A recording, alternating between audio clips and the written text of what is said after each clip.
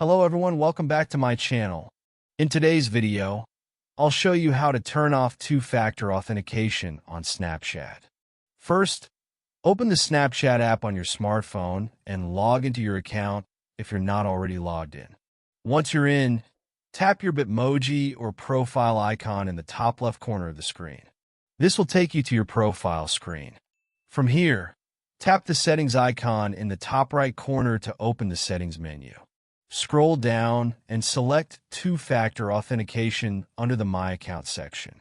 A new screen will appear with different options.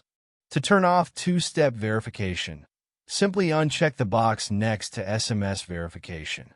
A pop-up will appear, and you'll need to tap on Disable. If you've also enabled the Authentication app, make sure to uncheck that option too and confirm. Sometimes, you may be asked to re-enter your Snapchat password to finalize the changes.